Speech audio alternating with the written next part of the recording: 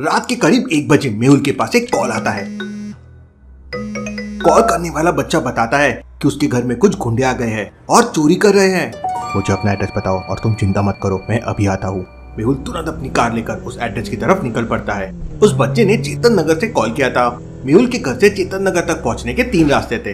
पहला रास्ता चेतक ब्रिज से होकर जाता है, लेकिन चेतक ब्रिज पर दिन भर बहुत ही हाई ट्रैफिक होता है। दूसरा रास्ता गौतम नगर से होकर जाता है, लेकिन ये रास्ता काफी लंबा है। तीसरा रास्ता सबसे शॉर्टकट है, लेकिन यहाँ पे पुलिया का काम चल रहा है, इसलिए रास्ता बंद कर दिया गया है। कलार भी क्या बता सकते हैं मेहुल तीनों में से कौन सा रास्ता लेगा? सोचिए सोचिए।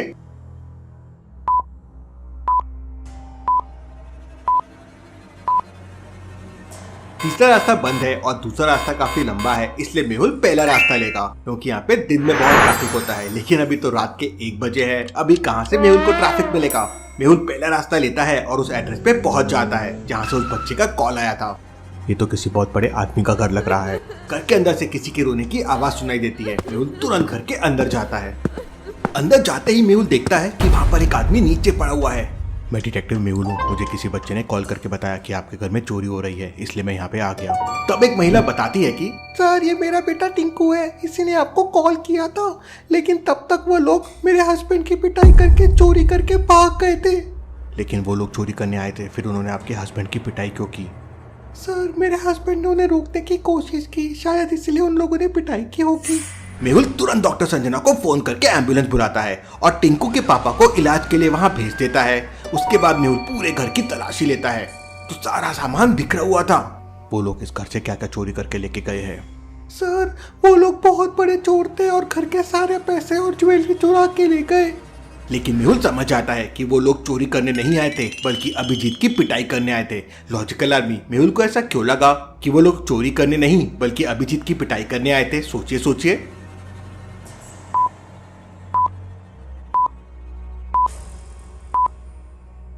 घर को ध्यान से देखिए, तिजोरी के नीचे बहुत सारे नोट पड़े हुए हैं और अभिजीत की वाइफ ने बहुत सारे सोने के आभूषण पहन रखे हैं। अगर वो लोग चोरी करने आते तो इतनी कीमती चीजें और पैसा छोड़ के नहीं भागते थे। वो चोरी तो एक बहाना था, मेन वो अभिजीत को पीटने आए थे। Interesting, very very interesting. ये केस तो बहुत सीरियस है। अभिजीत का घर एक बहुत बड़ा बंगला है और उसमें 3 गेट है। घर में लगे सारे खिड़की दरवाजे बंद है, इसका मतलब वो लोग मेन गेट से ही अंदर आए होंगे। मेहुल तीनों गेट चेक करता है और तुरंत समझ जाता है कि घर का कोई आदमी उन लोगों से मिला हुआ है। लॉजिकल आदमी, मेहुल को ऐसा क्यों लगा कि घर का कोई आदमी उनके साथ मिला हुआ है? सोचिए सोचिए।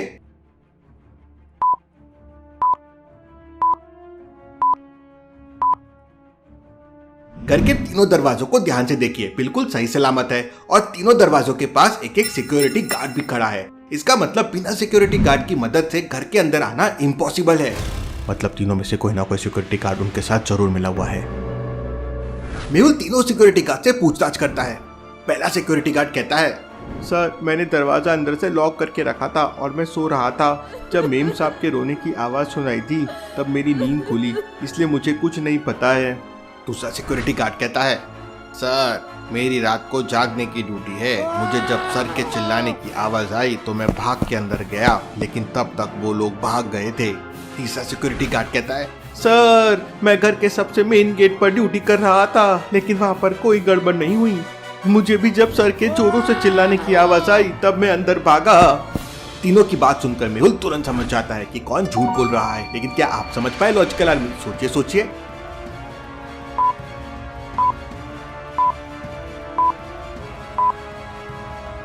पहला वाला सिक्योरिटी गार्ड झूठ बोल रहा है। वो कहता है कि मैम के रोने की आवाज से उसकी नींद खुली। अब ऑब्वियस है चिल्लाने की आवाज ज्यादा तेज होगी, जो बाकी 2 सिक्योरिटी गार्ड्स को आ गई लेकिन उसको नहीं आई, मतलब ये झूठ बोल रहा है। मेहुल तुरंत उसे पकड़ लेता है और पूछताछ करता है। सर, आज रात को 10 बजे के करीब मेम साहब के भाई का फोन आया था और उन्होंने कहा था कि दरवाजा खुला रखना, क्योंकि अगले दिन मेम साहब की शादी की पहली सालगिरह है। वो रात को ही अपने बहन को सरप्राइज देने वाले हैं, इसलिए मैंने दरवाजा लॉक नहीं किया। लेकिन रात के करीब 1 बजे अचानक से कुछ लोगों ने मुझे गन पॉइंट पे पकड़ लिया। मैं डर गया, इसलिए मैंने झूठ बोल दिया सर। सिक्योरिटी गार्ड की बातें सुनकर मेहुल को एक बहुत बड़ा डाउट होता है। क्या डाउट लॉजिकल आदमी? सोचे सोचे, सिक्योरिटी गार्ड ने ऐसा क्या कहा जिससे मेहुल को डाउट हो गया?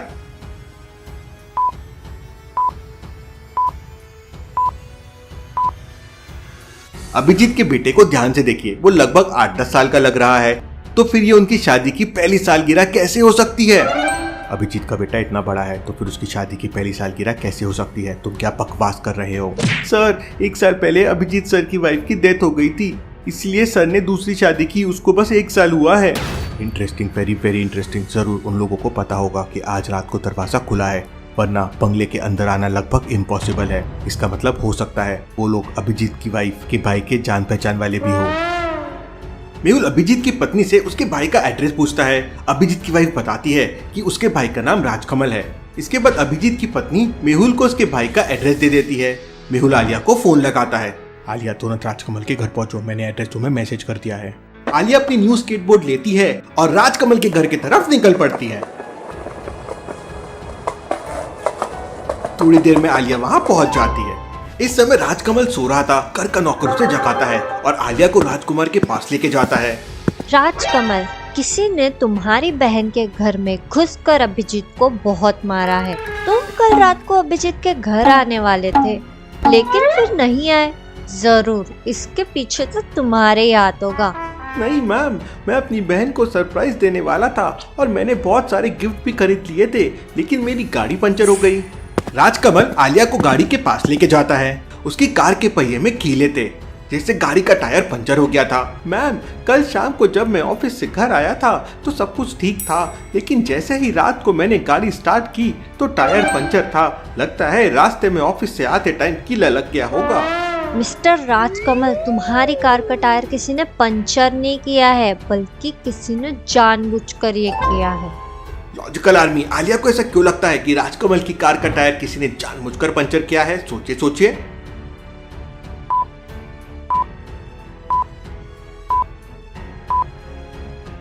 कार के टायर को ध्यान से देखिए, कीला आधा बाहर है। अगर रास्ते में कीला टायर में लगा होता तो कीला आधा अंदर आधा बाहर नहीं होता, बल्कि पूरा अंदर होता। सिर्फ उसका हेड दिख रहा होता। मतलब किसी ने पार्किंग में जानबूझकर किया है। मिस्टर राजकमल, आज रात तुम्हारे घर पे कौन कौन था? मुझे सभी लोगों से पूछताछ करनी है। मैम, कल रात में मेरे घर मेरी छोटी बहन थी, मेरा ड्राइवर था और एक नौकर था। आलिया तीनों से पूछताछ करती है। राजकमल की छोटी बहन कहती है, कल रात मेरा पेट बहुत दुख रहा था, इसलिए मैं जल्दी सो गई थी, मुझे कुछ भी नहीं पता है। नौकर कहता है, करीब रात 10 बजे मेरे घर से कॉल आया था तो मैं 1 घंटे के लिए घर गया था, मुझे भी कुछ नहीं पता है। ड्राइवर कहता है, मैं बहुत थक गया था, इसलिए गहरी नींद में सो गया था, मुझे भी कुछ नहीं पता है। तीनों की बातें सुनने के बाद आलिया को किसी पे शक जाता है। वो कौन है लॉजिकल आर्मी? सोचिए सोचिए।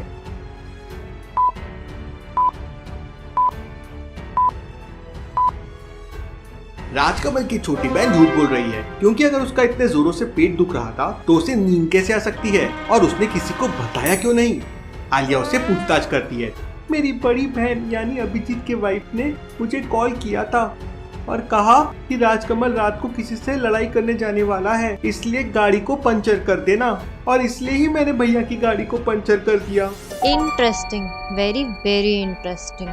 इसका मतलब ये पूरा ड्रामा अभिजीत के वाइफ ने किया है। अरे, मुझे भी मेहुल सर की आदत लग गई।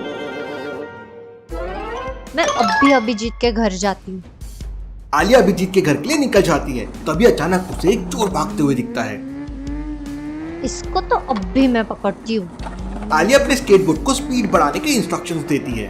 Speed up, speed up. इसको क्या हो गया? अरे यहाँ इतनी नॉइस है कि ये मेरी इंस्ट्रक्शंस ही नहीं ले रही है। अब कैसे पकड़ूं इन चोरों को? ये साइंटिस्ट की स्केटबोर्ड की वजह से आज मेरे हाथ से चोर निकल गए। आलिया गुस्से में आ जाती है, तभी स्केटबोर्ड बंद पड़ जाती है। साइंटिस्ट! उफ, अब पहले साइंटिस्ट के पास जाके ये स्केटबोर्ड फिक्स करना पड़ेगा। आलिया मेहुल को फोन लगाती है।